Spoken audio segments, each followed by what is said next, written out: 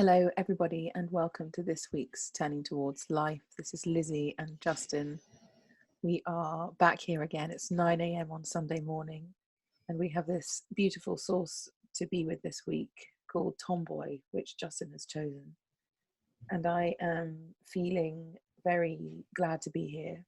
I'm noticing the welcome of having this practice of being together and how supportive it is. And I've just been reflecting on how wonderful it is to have something which hopefully everybody listening also has by us being here, which is that when things feel difficult and we lose contact with faith or something more robust in ourselves, that we have this place to return to. And that includes me, and I'm sure it includes Justin as well. And it's a very reassuring space, and I feel really glad to have this happening right now and to be here with everybody. And thank you for joining us and joining in. And right now, my wish is that for anybody feeling out of sorts or in any kind of difficulty, that this is a place of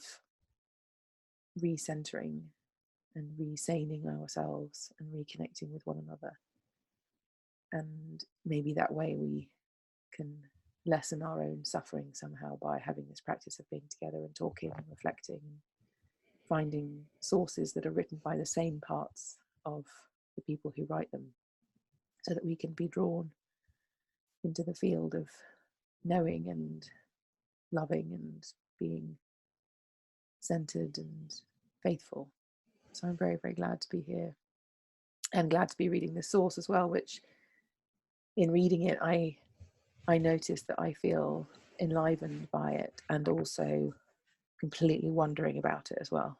So I'm very glad to begin the inquiry. Thank you, Lizzie. So I'm adding my welcome to everyone. You're so welcome to be with us. And Lizzie, I'm really I'm glad that you just said what you said about what this might be as well.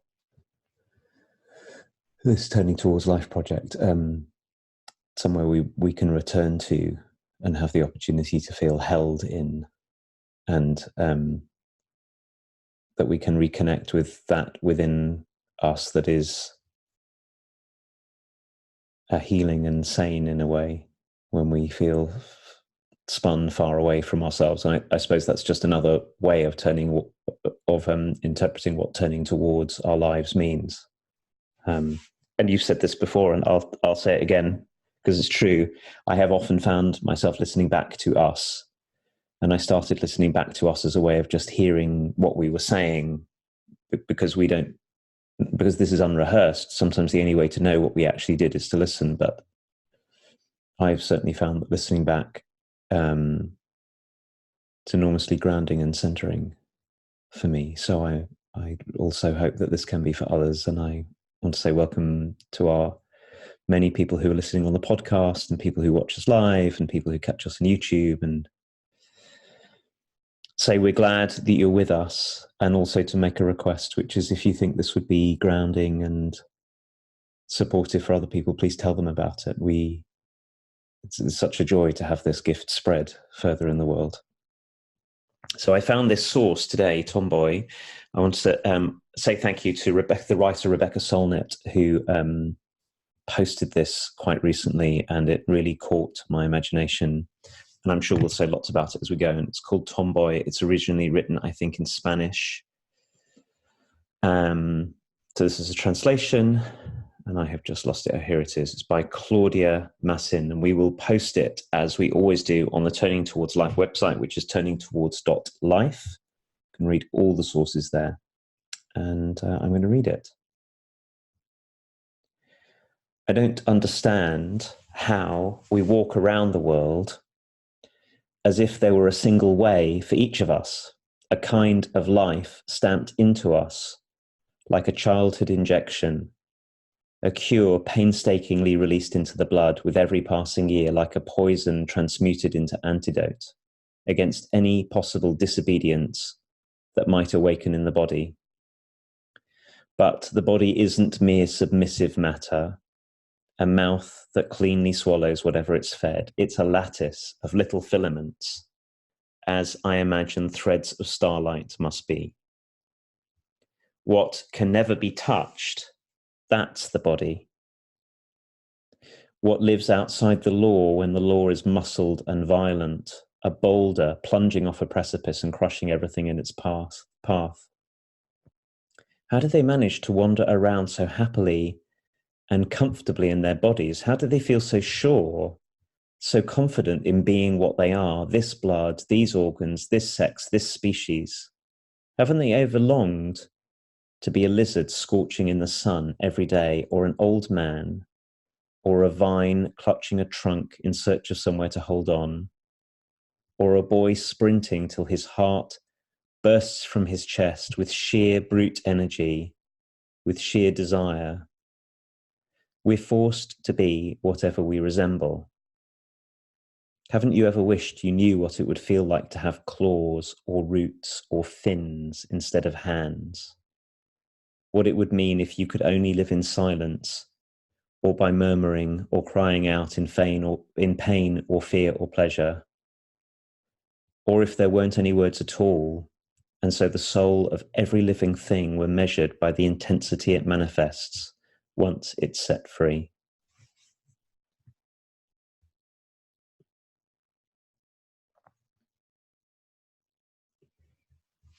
I don't understand how we walk around the world as if there were a single way for each of us, a kind of life stamped into us like a childhood injection, a cure painstakingly released into the blood with every passing year, like a poison transmuted into antidote against any possible disobedience that might awaken in the body.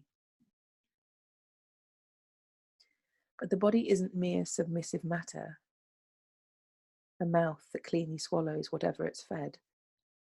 It's a lattice of little filaments, as I imagine threads of starlight must be. What can never be touched, that's the body. What lives outside the law when the law is muscled and violent, a boulder plunging off a precipice and crushing everything in its path. How do they manage to wander around so happily and comfortably in their bodies? How do they feel so sure, so confident in being what they are, this blood, these organs, this sex, this species? Haven't they ever longed to be a lizard scorching in the sun every day, or an old man, or a vine clutching a trunk in search of somewhere to hold on, or a boy sprinting till his heart bursts from his chest with sheer brute energy, with sheer desire? We are forced to be whatever we resemble. Haven't you ever wished you knew what it would feel like to have claws, or roots, or fins instead of hands? What it would mean if you could only live in silence, or by murmuring or crying out in pain or fear or pleasure? Or if there weren't any words at all, and so the soul of every living thing measured 38 months once it's set free.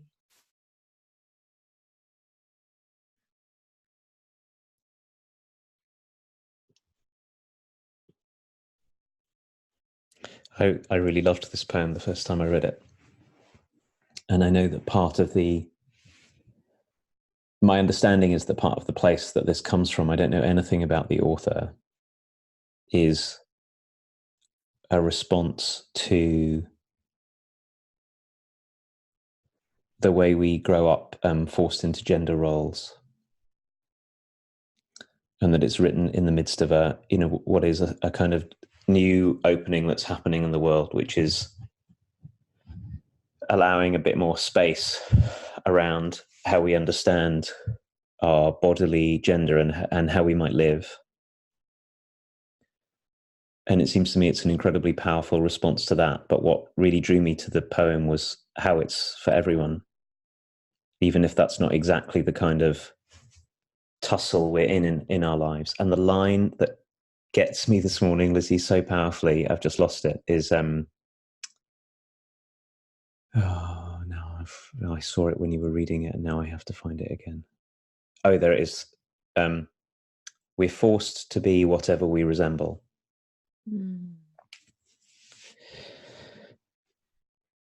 it seems to me that one line captures so beautifully exactly what happens for every single person, which is that we come into the world resembling something in the minds and hearts of the people that we're around. Because, of course, when we arrive in the world, we don't know anything about what we resemble. We're just life.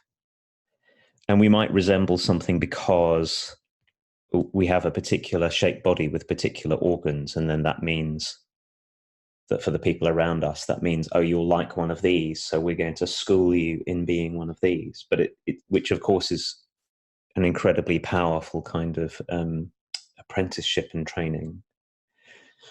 But it also struck me, we remind the people around us of this or that person, or we remind the people around us of this or that possibility, and how before we even know it, we are being taught how to be that possibility that we represent in the family or the culture that we live in. And it seems to me that there's so much fear about the possibility that we might be something other than how we look, or how we look to other people. One of the great kind of tragedies that there's been around gender, but again, I want to keep on expanding it to include the way that this is true for everyone, is this great tragedy that maybe in the name of taking good care of us, and maybe in the name of love, we get taught very quickly a big set of constraints about how it's okay to be, and then we find ourselves living in it. So to be invited to wonder what it would be like to be a lizard, or what it would like to be an old man, or what it might be like to be something that for which there are no words, to me feels like the most giant and deeply exciting and inspiring kind of liberation, because I can feel in my own body as you were reading, gosh, there isn't just one way to be, there isn't just one way for me to move, and there isn't one way for me to speak, and there isn't one way for me to think, and there isn't one way for me to love. Like just by being a human, the space of possibilities is so large, but I'm so familiar with a particular way that I've taken to be myself. So I feel right now opened by the possibility that I might learn to dance in a new way, or move in a new way, or speak in a new way. And last part of this thought for me is, and that's our birthright by being human, that we can actually do this because we're not fixed. So it's very beautiful to have a reminder. It feels important to me to have a fierce reminder like this. Yeah, there's so much in what you're saying, Justin, and the image of a lizard keeps arising as you're talking, like when we have to redefine what all of this is and how scary it is and how supportive it is that this line, what can never be touched, that's the body, touched by the laws, touched by this violent boulder plunging off a precipice and crushing everything in its path. That's for me, like, that's the weight of the shoulds, of how things should be, and this kind of reassuringness that who we are, which this poet is calling the body in some way, and things might awaken there, that's untouchable somehow. And that because that's untouchable, there's a way that we can work with the skins that might fall off or need to fall off in order for something else to be revealed. And really wondering what it's like to be a lizard and to feel each of these don't know what I would call it, like steps in our development or deepenings in our lives that often feel really difficult, that there is a skin beneath the skin. There's a way of being beneath a way of being that is born of this untouchableness, because we're beings. Feels like a very faithful place to orient. And that when it feels like our skin is falling off, that we are questioning our identity, questioning, as you say, like, is this the only way I can move? Is this the only way I can think? Because somehow life is having its way with me, that it's asking me to think differently, to be differently, to approach something differently, to feel something I don't want to feel. If life's having its way with us in that manner, then there's a way that this kind of source, this kind of inquiry is so helpful, because, as you say, it's letting us know that we're not fixed as we are, that there are possibilities, and that the body isn't mere submissive matter, a mouth that cleanly swallows whatever it's fed. It's a lattice of little filaments, as I imagine threads of starlight must be. That I can have that line to invite me into the nuance of myself, of the fact that I'm not a straightforward thing, but there's way more going on, and way more subtleness and fine distinction into who I am than the broad sweeps of humanness that we're supposed to be, or we are confined to by our own thinking and other people's perceptions, and all the ways that the world perpetuates stereotypes or the shoulds of life, of what a human life should look like, and that we're doing that too. And I know in our work, Justin, one of the most hopeful things that I find is that we call this opening, not something else that denotes being unhelpable or forsaken or something, but that to feel like we're questioning, like we don't know who we are today, is an opportunity, and there's deepening that's always possible. And really thank God for that. Thank goodness we can be re-invited back into that notion of opening, and how liberating that feels to me, to be always able to return to that place. This is an opening, no matter how frightened I am, no matter how scared I feel, no matter how much pain I might be in, how much I think that the well of grief might never end, how much I feel like if I begin to cry, I might never stop. You know, all of those things. If I can have a relationship to them, that this is an opening, and I might be a lizard, and I might be made of threads of starlight, then a whole different process can begin, rather than the habitual way I get of moving so far away from myself. I really love the way, Lizzie, that you're bringing this back to the ways we have of constraining ourselves and oppressing our own freedom, let alone everything that other people might do, or that we might do to other people to do that.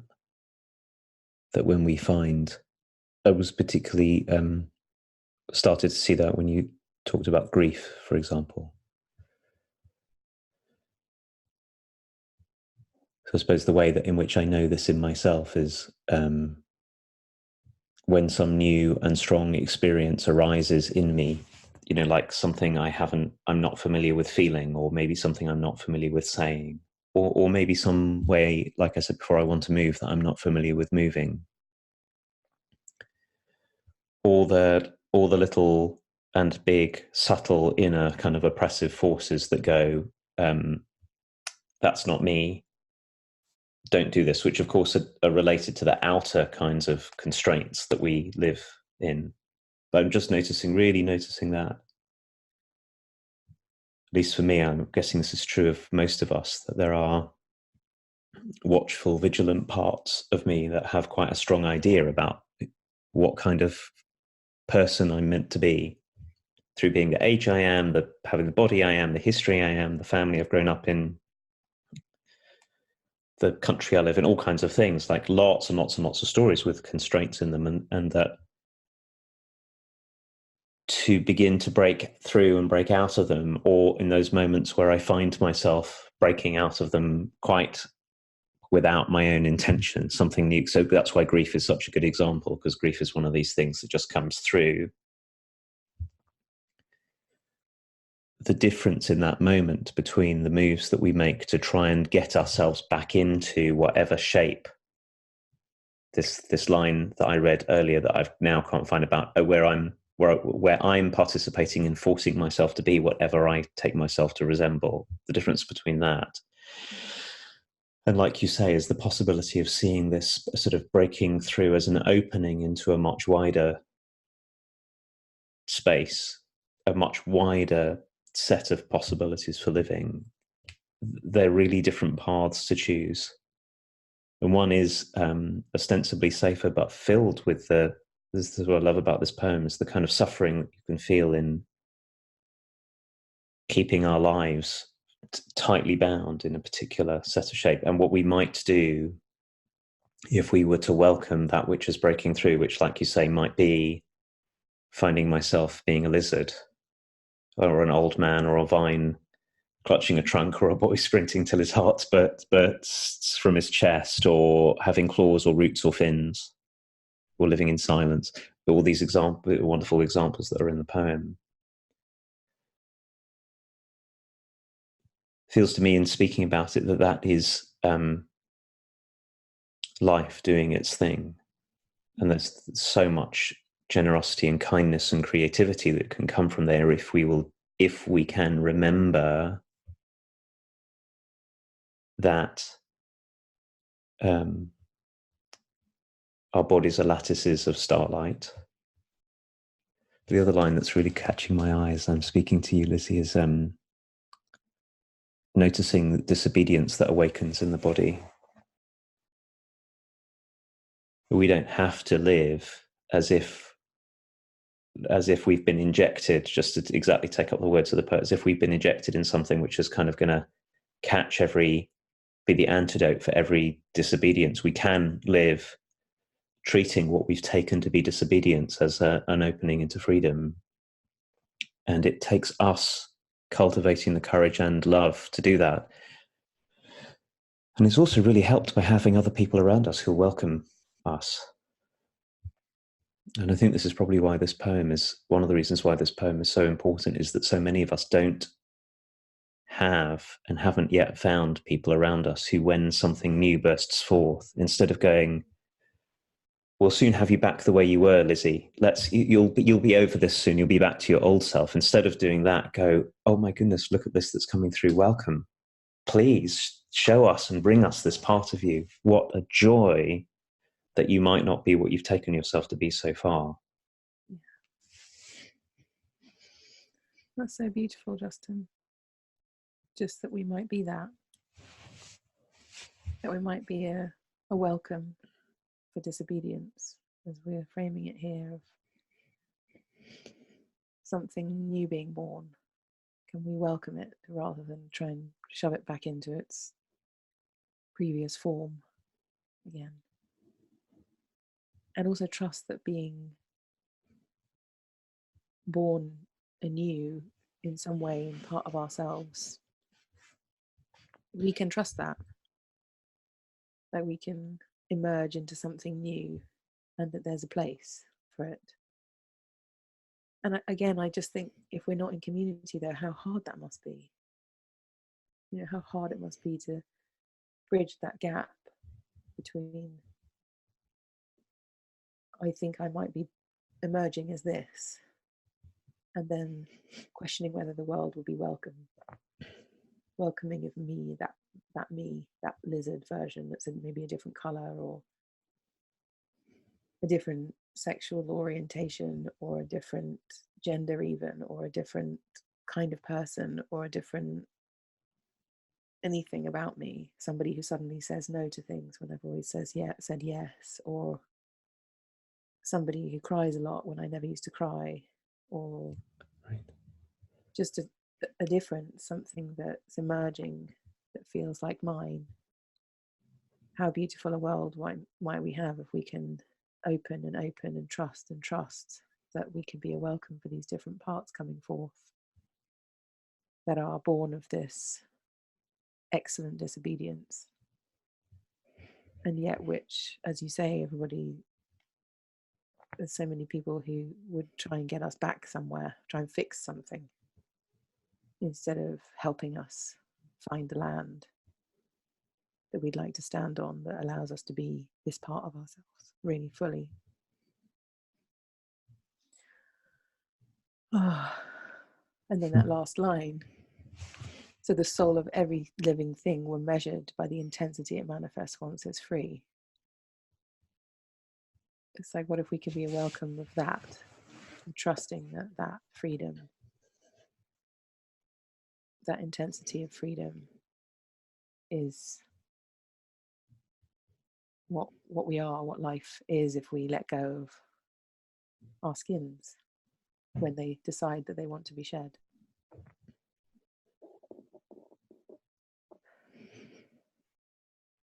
Such a different orientation, isn't it, Lizzie, from I think what many of us do most of the time, which is essentially live our lives as a project of continued hypervigilance, where we're vigilant always to other people not fitting in. You travel on the train or something and see somebody who doesn't. I mean, one of the places to notice this is what happens when you see and encounter people who you don't know, who you can't place in your ordinary categories of how a person should be because of how they dress or how they move or how they speak, or to notice all those moves we make which go, inner moves which go, this isn't right. And now somehow I can't connect with you, or I have to oppress you, or I have to just get out of the way because it's so uncomfortable. How we're doing that all the time with other people around us, and then the people we know and love and are in close, we're sort of clocking all the time. Do you fit? Do you fit? Do you fit? Do you fit? So they turn up with a different haircut, or they turn up and they say something different that they've never said before. And we can be vigilant like that all the time. And then, of course, we can be vigilant like that with ourselves all the time, sort of policing ourselves all the time. And this beautiful way that you're talking about it, I'm so glad you brought in the end of this poem. For the soul of everything, living thing, we're measured by the intensity it manifests once it's set free. In order to realize the possibility there, we have to be prepared to get onto all the guilt and shame and fear from which we're living that has us do all this constraining all the time. I think if we can't first feel that, it's harder for us to live on the other side of this call to freedom, because we're going to feel it. Just like the one that really touched me was when you said before, if we've never cried and now we find ourselves crying. So can we feel all the things we feel about now being someone who's crying, and instead of trying to cut it off, can we let it through? That's the work. It's really a great act of courage and kindness that's called for to do this. And it's no wonder to me that so many of us we have to work really hard to find communities of people where this is welcome, and why very often we organize ourselves around other people who, if we're lucky, other people who are encountering the same beginning of a freedom in order to be with. But the bigger question is, can we learn to do this for everybody, not just people who are in the same opening as we are? Mm. So I'm left, as we come to the end of our half an hour together, Lizzie, feeling really tender and touched, but also really inspired by our conversation and by this poem about what people can be. It's amazing what we can be if we will give ourselves half a chance and give up on being afraid of one another so much. Yeah. It's very beautiful. I'm really grateful for this conversation, and where, as usual, where this source has led us. It's really beautiful. And I'm grateful, Justin, for you recognizing the invitation in things in the way that you choose sources as well. Very beautiful. Thank you, Lizzie. Cool. Thank you for everyone for being with us. It's, as we said earlier, it's a joy that we get to have this conversation and that anybody else finds it useful, but apparently you do. So thank you so much for joining us. We will very, very gladly see you next week. Please tell other people about this work if you think that they would benefit from it, and we'll sign off for now. Bye, everybody. Bye. See you next week.